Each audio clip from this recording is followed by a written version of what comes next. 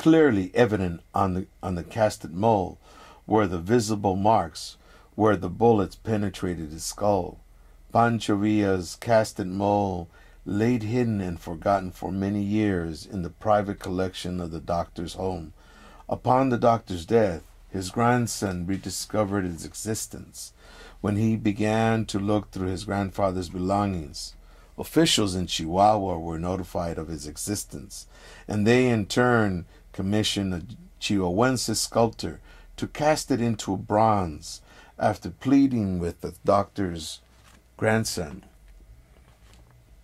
But why make replicas of his plaster death mask? There are several key reasons Chihuahuenses give. First, they take extreme pride and honor to say Pancho Villa is their native son, who lived and settled there, and most importantly because he is buried in their state.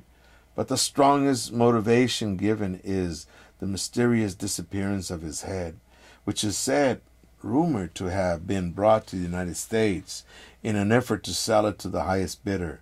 However, it is believed that it was subsequently returned to Mexico and buried in an unmarked grave in Parral, Chihuahua, but no one knows exactly where.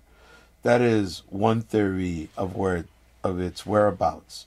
But for whatever macabre reason, many government officials in Chihuahua felt an urgency to reproduce it, perhaps in an effort to share it with dignitaries throughout the Republic of Mexico, possibly to gain political status in the political government arena. And when the Mexican government proclaimed Pancho Villa to be a Mexican national treasure of the Mexican Revolution, anything and everything pertaining to him became important historical reminders of a legendary hero. Even his home and all his personal belongings upon being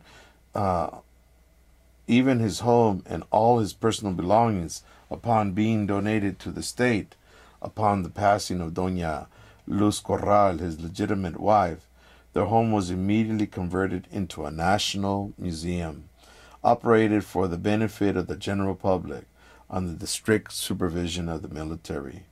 When a limited amount of bronze replicas were commissioned to be made, they immediately were considered as part of the National Treasure Mexico. The Chihuahuense sculptor selected was entrusted to handle the original plaster mold. To his great surprise, as he examined the plaster impression, still visible on the plaster was the blood residue stains of Villa. He felt a cold chill holding it. From the original plaster impression, he made a wax mold in order to reproduce it into bronze. Upon the completion of the 10 replicas, he was ordered to destroy the wax mold so no further replicas could be made. The government further commissioned the same sculptor to construct a large bronze statue honoring the Santuario del Norte, Chihuahua's prodigy son. And this time the sculptor was entrusted with more privileges.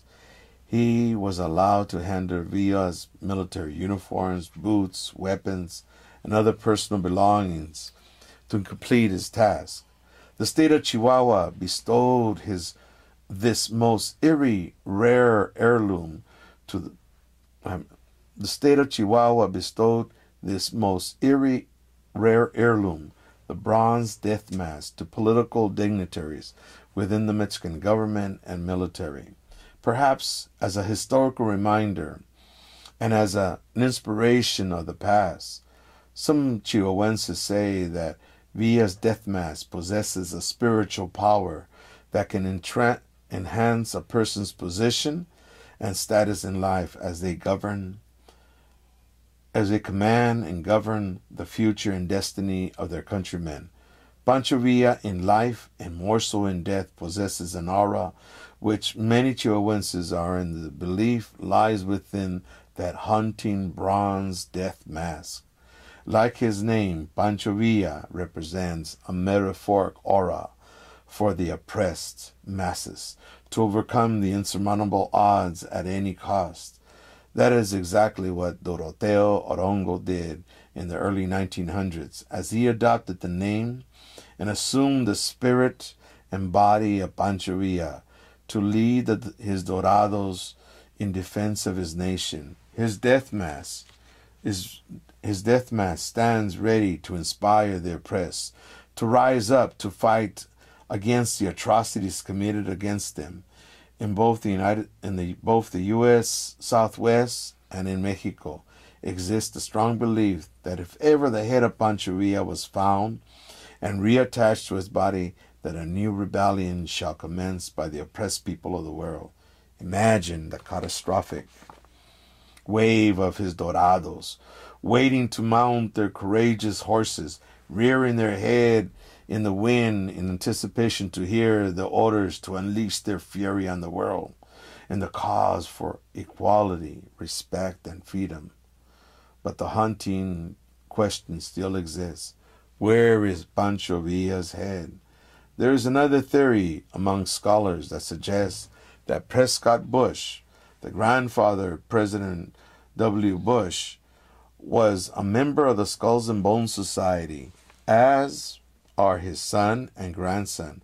Documents thought to be internal records of the Skulls and Bones describe that Prescott Bush's involvement in the alleged theft of Apache Chief Geronimo's skull. In addition, Prescott Bush was the leader of an international conspiracy that brought Pancho Villa's skull to New Haven. Alexandra Robbins, Esquire 98, author of Secrets of the Tomb, The Ivory League, and The Hidden Paths of Power, mentions Pancho Villa as one of the many legendary leaders whose cranium rests in the Skulls and Bones tomb. Deep within the bowels of the tomb are the skulls of Apache Chief Geronimo, Pancho Villa, and former President Martin Van Buren, Robin wrote in her book. As the writer of this article, I can attest to the inspirational aura of hopes oozing out of the death mask that lays quietly in my desk mantle, watching over me as I daily work as a cultural worker, writing and preparing manuscripts to awaken the unconscious mind of humanity by spreading the truth, to expose the lies being created in the U.S. Congress, to destroy a just immigration policy, to address the needs of the people being persecuted, deported, before the true struggle is forgotten. Yes, if you're wondering, I am one of those fortunate individuals who possesses Mexico's national treasure, the death mask of Pancho Villa, who is pleading to all of us to awaken. Like Villa, I too was born in the land of los alacranes, and like him, I have joined his crusade alongside my grandfather. As one of his dorados, waging a cultural, spiritual war against the true enemies of the world, hatred, ignorance, bigotry, and cultural genocide. As I often hold a 25-pound bronze facsimile of Mexico's most important architect of the Mexican Revolution in my hand, I marvel at it with one single hope, that a brighter day is approaching in the horizon. I can see Pancho Villa's silhouette camouflaged in a sea of bodies of the undocumented, who are marching and reaching towards the sky for his head, in the hope of resting it on their shoulders as they join Villa riding his favorite horse towards justice, shouting, "Viva Pancho Villa, cabrones! La revolución no se ha acabado!"